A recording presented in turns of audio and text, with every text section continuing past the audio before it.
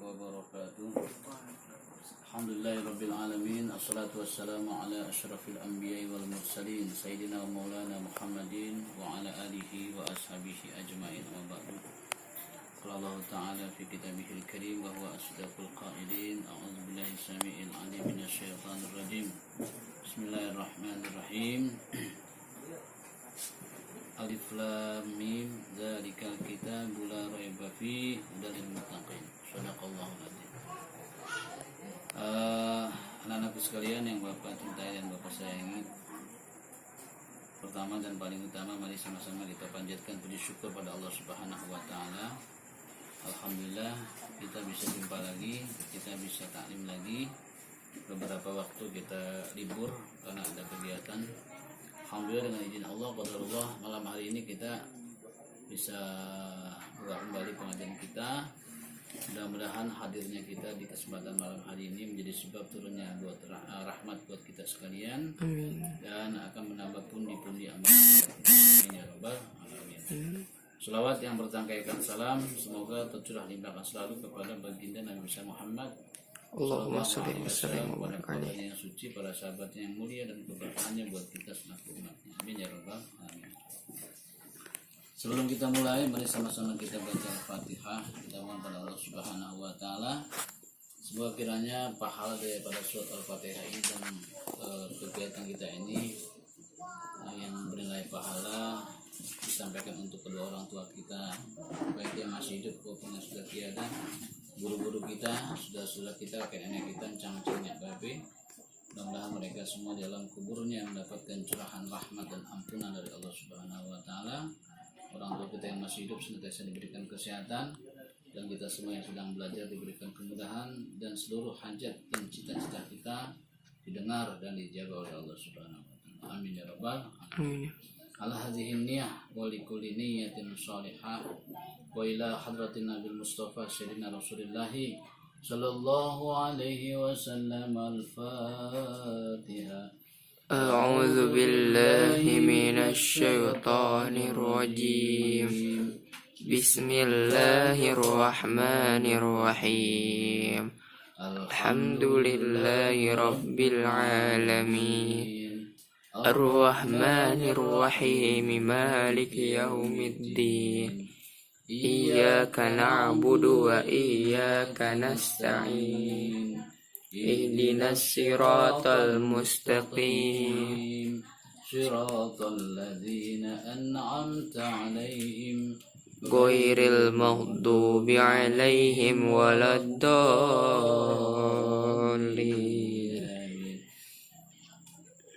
ربنا اشرح لنا صدورنا ويسر لنا أمورنا واحلل عقدة من ألسنتنا يفقهوا قولنا.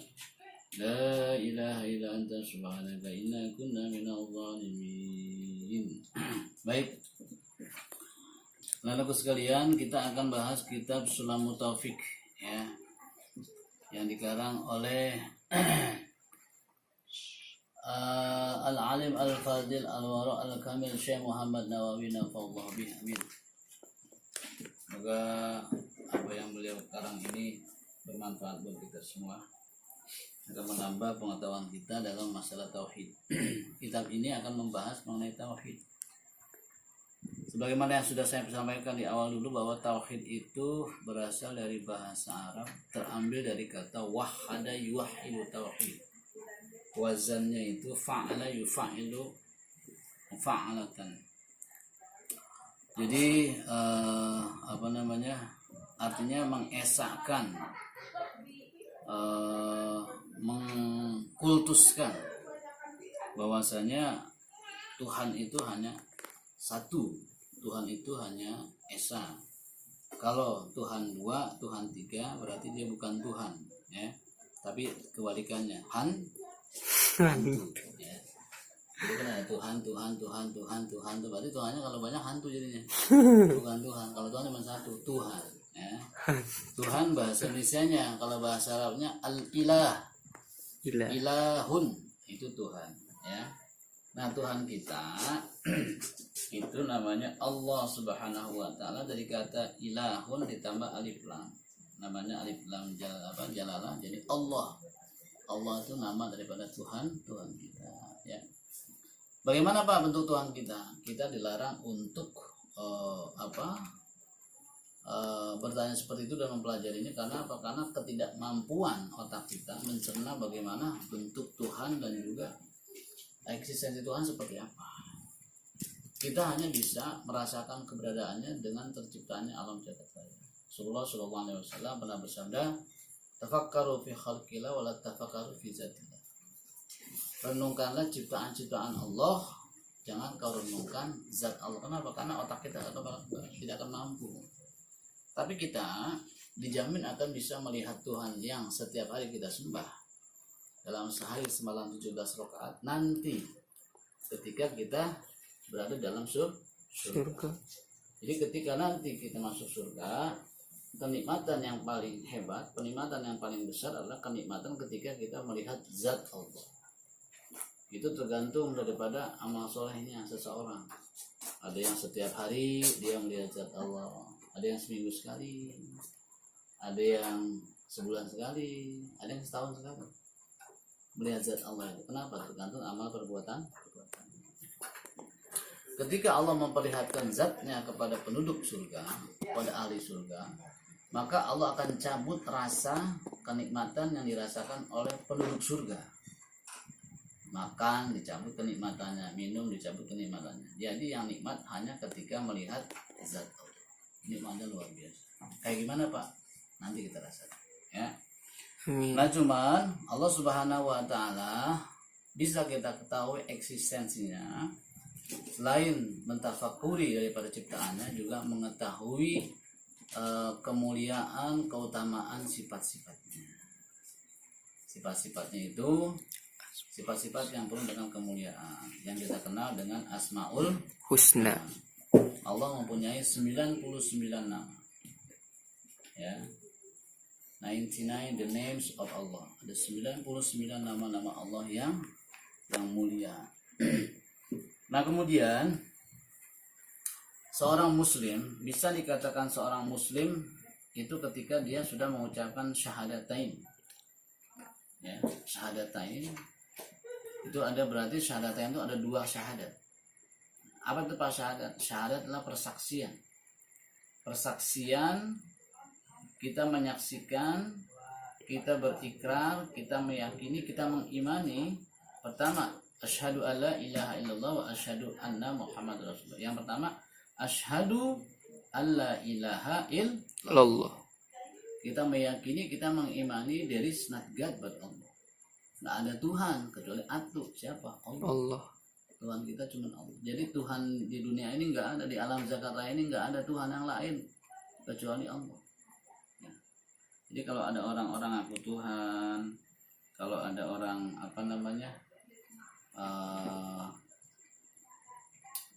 seperti Fir'aun, itu tidak pasti salah gitu.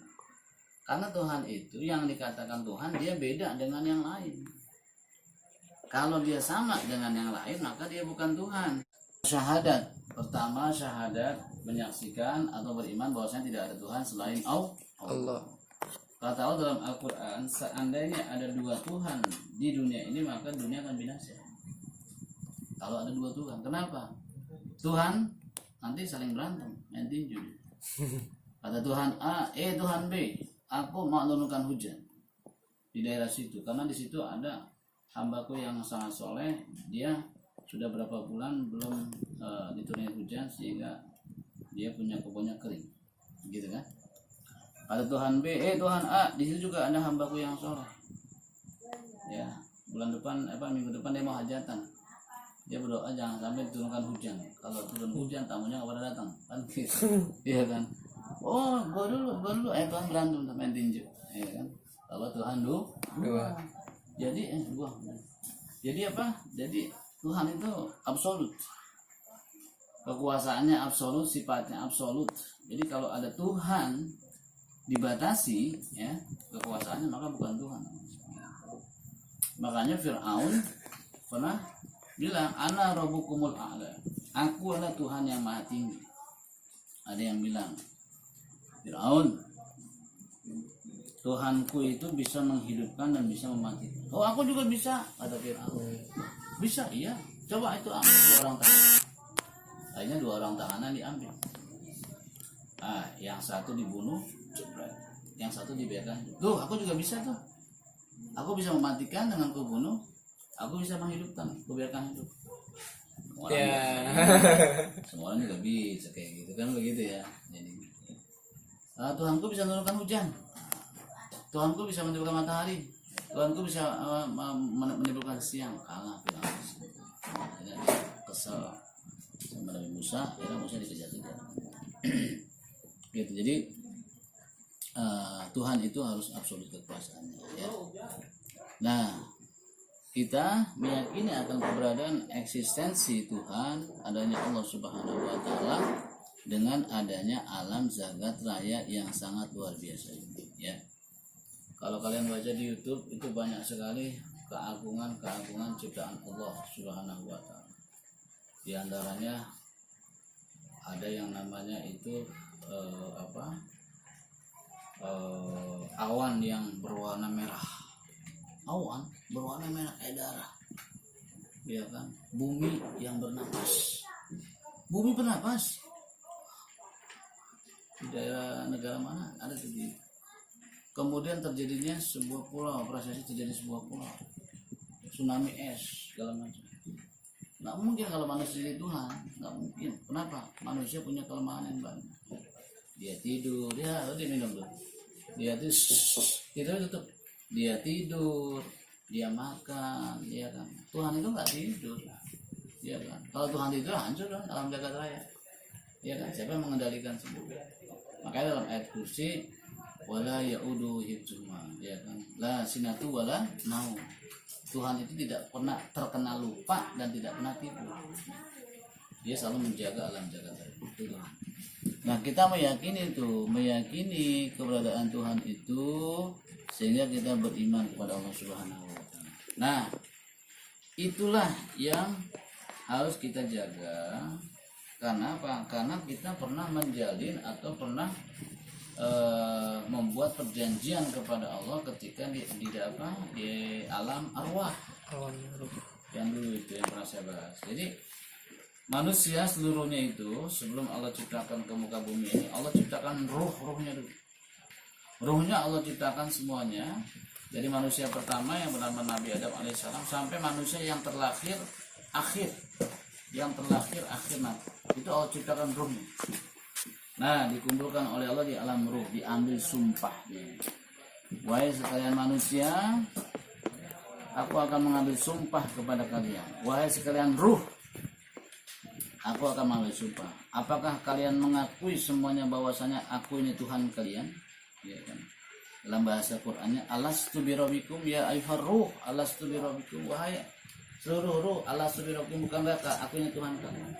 Qalu bala syahidna. Nah, pada waktu itu seluruh ruh termasuk kita nih pada waktu itu berkata qalu bala syahidna. Benar ya Allah, Engkau adalah Tuhan kami. Of course ya Allah, you are is my Lord. Ya kan. Pada waktu itu kita bicara seperti itu. Kita mengakui Allah sebagai Tuhan.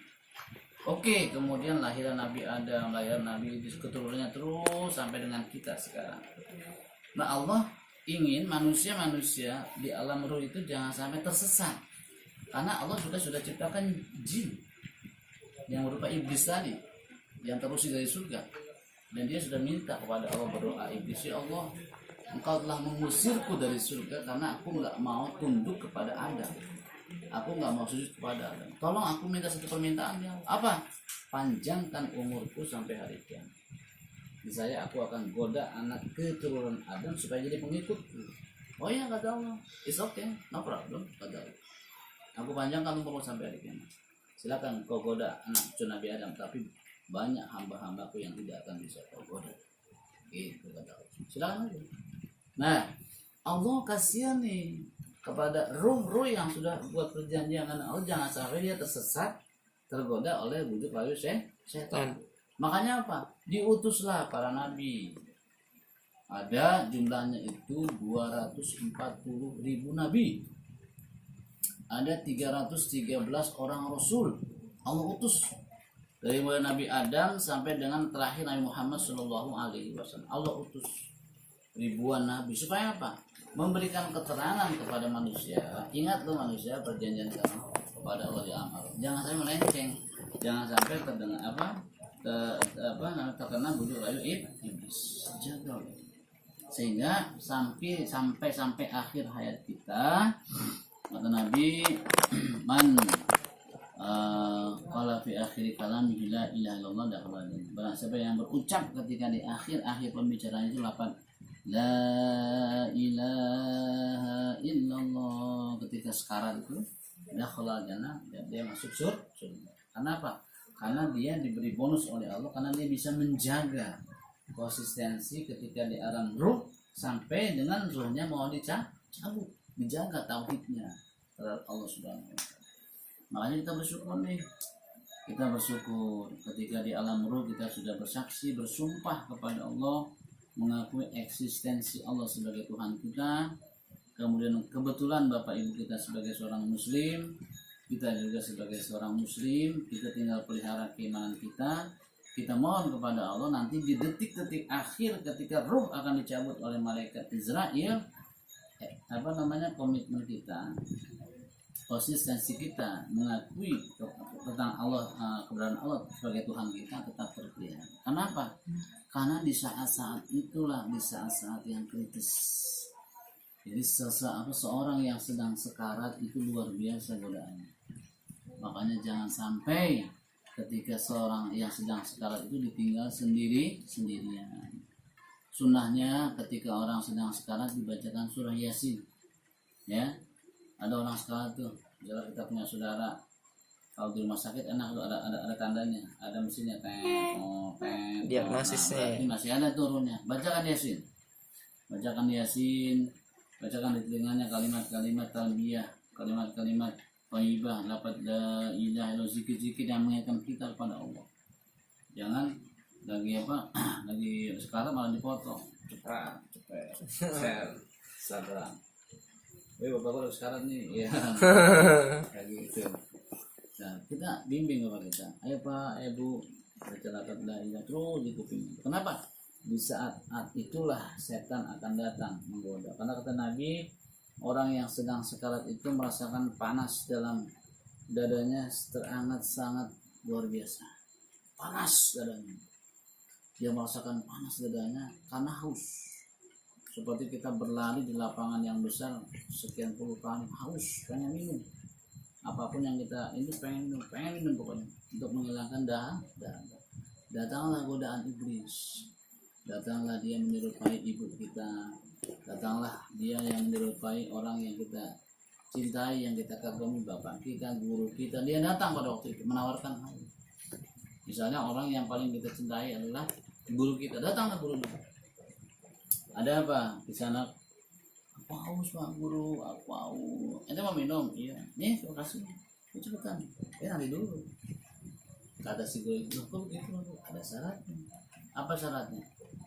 Katakan Tuhan itu bukan Allah Subhanahu. Loh kok begitu? Mau minum enggak? Nah, disitulah bimbangnya itu. Antara minum, antara haus, kemudian antara ngikut perkataan dan permintaan guru tadi. Ya kan? Ketika dikasih minum oleh guru kita tadi, padahal itu tipuan belaka. Oke, saya kasih minum nih. Tapi ada syaratnya. Katakan Allah itu bukan Tuhanmu. Kemudian caranya gimana? Cukup kedipkan mata. Aku bilang begitu, kedipkan mata. Ketika dia kedipkan matanya, dia sudah bilang seperti itu. Pas ruhnya dicabut oleh malaikat Israel. Jadi ruhnya keluar dari jasadnya bersamaan dengan hilangnya iman dari hatinya. Ya Allah. Nauzubillah min su'ul khotimah. Makanya banyak orang yang gagal di situ, di sekaratnya. Dia sekian lama hidupnya beriman kepada Allah, beribadah kepada Allah, tapi di saat-saat sekarat dia tergoda kebujukan syaitan. Iman lepas. Secara zahir dia muslim, tapi di sisi Allah sudah kafir. Kenapa? Dia sudah mengikuti apa permintaan tadi orang yang datang. Yang itu adalah setan. Makanya wanti-wanti. Sedang sekali itu bacakan Yasin. Terus. Kalau perlu kita ikut bimbing dia. Luar biasa.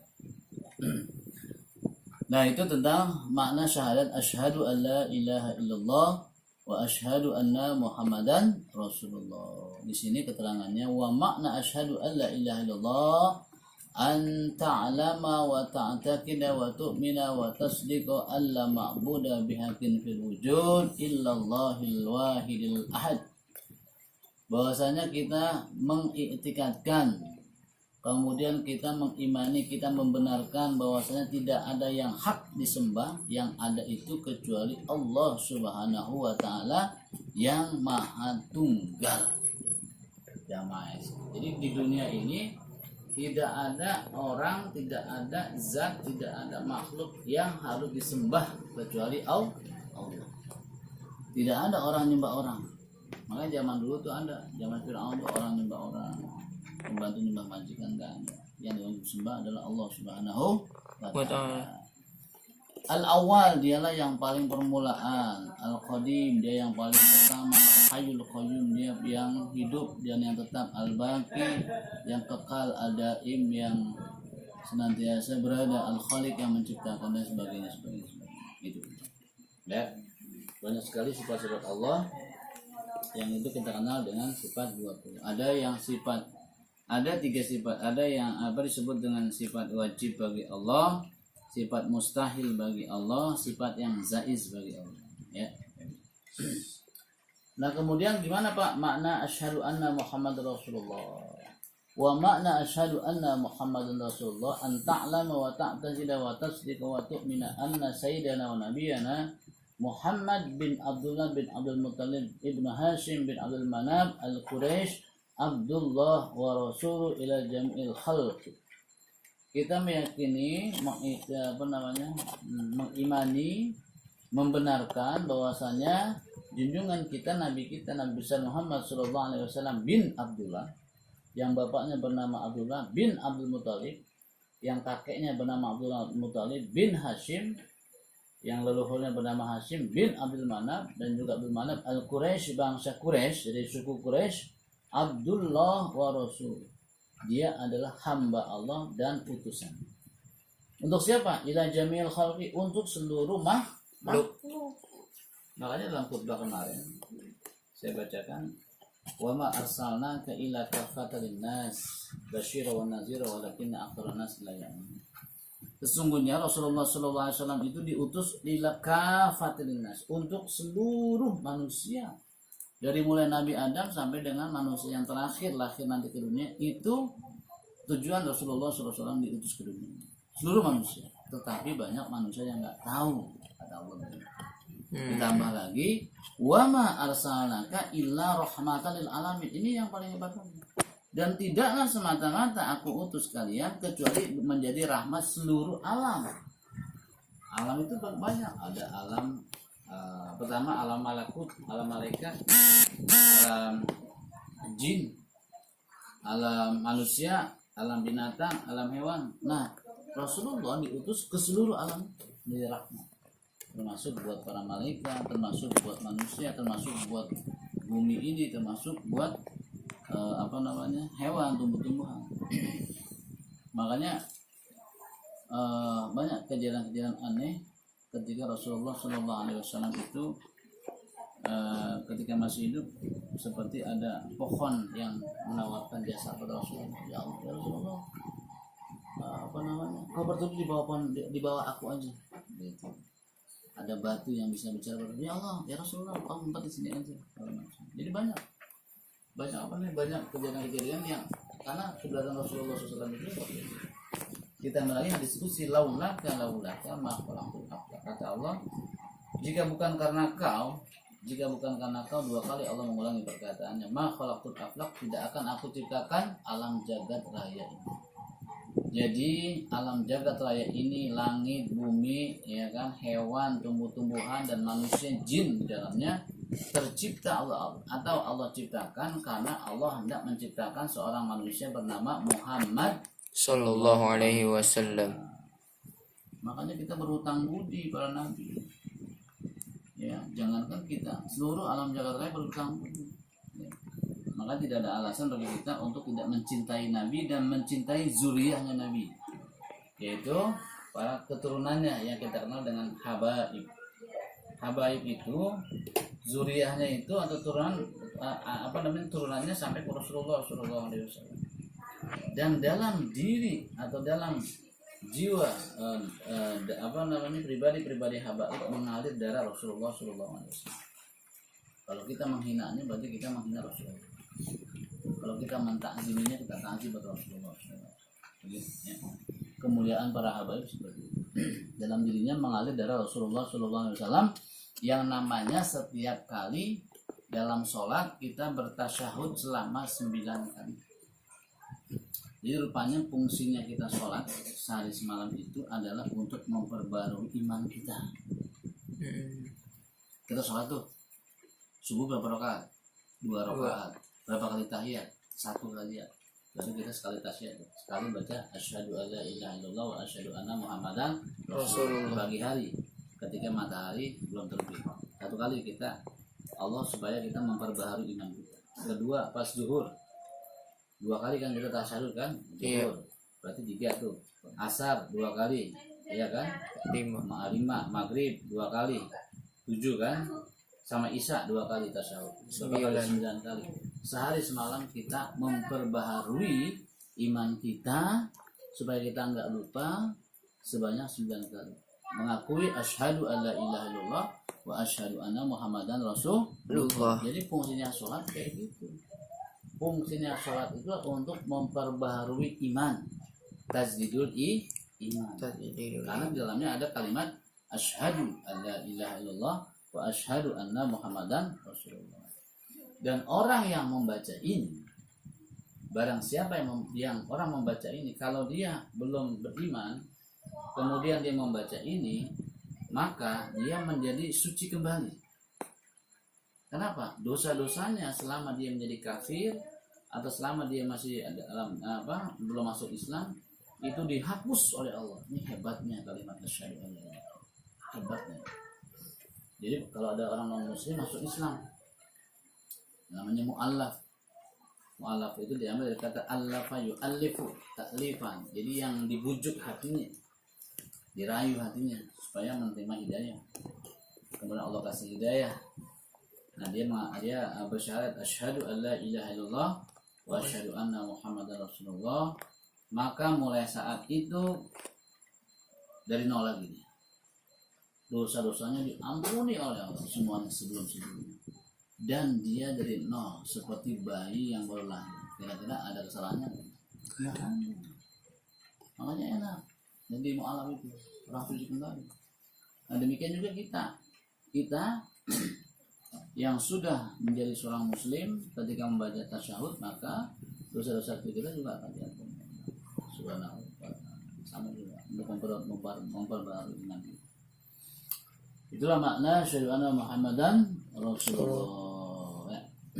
Nah, Rasulullah Shallallahu Alaihi Wasallam itu wulida di Makkah, dilahirkan di kota Makkah, wa ba'atsa biha, diutus di kota Makkah, wa hajara ilal Madinah, dan dia berhijrah ke Madinah, wa dufina fiha, dan dimakamkan di kota Madinah. Makanya ada Masjid Nabawi. Masjid Nabawi terletak di kota Madinah. Ya. Makam Nabi itu di serambi depan sebelah kanan Masjid Nabawi. Di sebelah sananya ada namanya Baqi. Baqi itu makam para sahabat-sahabat dan syuhada. Jadi keluarga-keluarga sahabat di makam di kota Baqi. Karena kita tidak boleh masuk ke dalam Baqi itu. Kemudian di sana itu kuburannya ditandai hanya dengan batu-batu saja. Nah, kayak batunya sana itu kayak kita itu nggak begitu ya, batu aja. Cuman dalamnya itu tertera namanya itu pakai baliho besar, bulan si A si B gitu. List. Ya, di sini. Nabi itu kuburannya ada di Raudhah. Raudhah itu adalah sebuah tempat rumah Nabi yang biasa Nabi menyampaikan tausiah, dan di situ tempat dikabulkannya doa kalau kita pergi umrah atau haji. Raudhah namanya. Di situ ada makam Nabi, sampingnya ada makam Abu Bakar, makam Umar, makam tiga orang. Ya. Mudah-mudahan nanti kita bisa ke sana.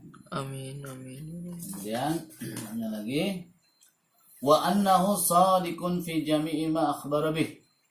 Bahwasanya Rasulullah SAW itu benar terhadap apa semua yang disampaikan. Jadi Rasulullah itu makanya dari mudanya terkenal dengan Al-Amin, orang yang dapat dipercaya dan tidak pernah bohong. Karena memang Allah jaga banget tuh. Allah menjaga banget para utusannya, para rasulnya itu disebut maksum, dijaga oleh Allah, jangan sampai dia berkata bohong. Kenapa? Karena dia akan menyampaikan kalamullah yang dibawa oleh malaikat Jibril. Nanti kalau dia pernah bohong, orang-orang nggak percaya kan? Makanya dia nggak pernah bohong. Famin zalika azabuna, di antara kabar-kabar yang dibawa oleh Rasulullah SAW itu adalah famin zalika, di antaranya azabil qabri, tentang adanya azab kubur, wa ni'imih, dan nikmat kubur, wa su'alil malakaini, dan pertanyaan dua orang malaikat yang bernama malaikat Munkar Nakir. Munkarin wa nakir, wal ba'si, dan ba'as yaitu nanti alam berbangkit, wal hasyri, dan hasyr dikumpulkannya kita, wal qiyamah, qiyam artinya qiyam itu berdiri, artinya dihancurkannya alam jagat raya oleh Allah Subhanahu wa taala, wal hisab, perhitungan, wasawab, dan pemberian ganjaran, wal azab, dan juga pemberian siksa, wal mizan, mizan itu timbangan kebaikan, wan nar, neraka, was sirat, jembatan surat mustaqim, wal haud. Nah ini haud itu telaga Kausar.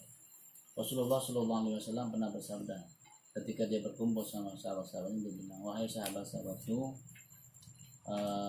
di mana kekasih-kekasih? Ya Rasulullah, siapa kekasih-kekasih? Apakah dia saudara-saudaramu? Apakah dia orang-orang yang berjuang di jalanmu? Aku ini juga bukan kekasih-kekasihmu. Bukan, wahai para sahabatku. Kekasih-kekasihku dan orang yang paling kurindukan itu adalah mereka yang hidup nanti di akhir zaman. Mereka tidak pernah berjumpa denganku, mereka belum pernah melihat aku, mereka belum pernah mimpi bertemu aku. Mereka hanya dengar sayup-sayup namaku tentang risalah yang aku sampaikan, yang aku bawa, tapi dia beriman kepadaku. Siapakah itu? Kita ini dirindukan dan dianggap saudara dan kekasih Rasulullah SAW. Rasulullah nanti sebelum kita sampai ke Telaga Haud, sudah nungguin. Aku akan menunggui, aku akan tunggu kekasih-kekasihku, aku akan tunggu saudara-saudaraku itu di depan Telaga Haud. Aku yang akan kasih minuman. Haud oleh Rasulullah SAW, yang apabila kita minum air telaga itu tidak akan merasakan haus selamanya. Nanti apa? Kenapa kita dikasih minum? Sebelum kita menjembat di jembatan Sirat yang panas yang luar biasa, api bergolak kemana-mana sampai menjilat-jilat telapak kaki kita nanti api. Dentuman suara yang menyeramkan, situasi gelap gulita, rasa panas itu membuat badan kita seperti terbakar, timbul rasa haus. Dikasih minum dulu. Persiapan dan lagi mau lewat neraka. Itu kita tidak akan haus. Yang tergelincir jatuh ke neraka, yang selamat sudah dinanti oleh malaikat Ridwan di pintu surga. Begitu sudah. Ya. Wasyafa'ah, dan mendapatkan syafaat. Jadi orang-orang yang mendapatkan syafaat, kita semua nih umatnya akan mendapatkan syafaat. Nah, ada syafaat Nabi berlaku untuk seluruh umat manusia dari mulai Nabi Adam, ya, disebut dengan syafaatul uzma. Nanti Allah dia juga akan berikan wal jannah, dan surga, wal khulud, dan kekalnya di alam surga, war ru'yati lillahi ta'ala fil jannah, dan kita melihat zat Allah nanti di surga. Wa tu'minu bi malaikatillah wa rusuli, dan kita beriman kepada para malaikat Allah dan rasul-rasulnya, wa kutubi, dan kitab-kitabnya, wa bil qadri khairi wa syarihi, dan takdirnya yang baik maupun yang buruk, wa annahu sallallahu alaihi wasallam khatimin nabiyyin, dialah penutup para nabi, wa sayyidi ulida adam ajmain, waladi adam ajmain, dan dia adalah penghulu atau ketuanya Bani Adam. anak keturunan Adam, anak keturunan manusia itu pimpinannya Rasulullah. Jadi itu ya secara singkat, kita ulang lagi mengenai makna syahadatain, asyhadu alla ilaha illallah wa asyhadu anna muhammadan rasulullah. Makanya ketika kita sholat tasyahud itu kita hanya satu tuh, menunjuk kita. Nggak boleh dua begini, asyhadu alla ilaha illallah. Lagi begini, asyhadu alla nggak boleh. Ini metal men, ya kan nggak boleh gini metal. Nah, asyhadu alla ilaha illallah, ketika ilnya ini diangkat. Kenapa? Karena asyhadu alla ilaha, kita bersaksi bahwasanya tidak ada Tuhan illallah kecuali Allah. Jadi pengecualian itu illallah ini. Karena ada apa namanya? Ada nafi, ada isbat istilahnya kalau dalam syahadat itu. Nafi meniadakan Tuhan-Tuhan yang lain, isbat menetapkan Allah sebagai Tuhan. Ilahnya itu isbat. La ilaha nafi, menafikan enggak ada Tuhan lagi. Illallah kecuali Allah, isbat. Asyhadu an la ilaha illallah, tidak Tuhan kecuali Allah. Ketika kita membaca syahadat itu, tangan kita bergerak, hati kita ikut menyaksikan. Makanya ketika kita sholat di dalam membaca itunya jangan sampai kita lengah. Asyhadu an la ilaha ya, harus tegas asyhadu an la ilaha illallah. Oke, pada saat itu sementara nanti kita akan buka tanya jawab. Lebih dan kurangnya mohon maaf. Mudah-mudahan bermanfaat. Assalamualaikum warahmatullahi wabarakatuh. Waalaikumsalam warahmatullahi wabarakatuh.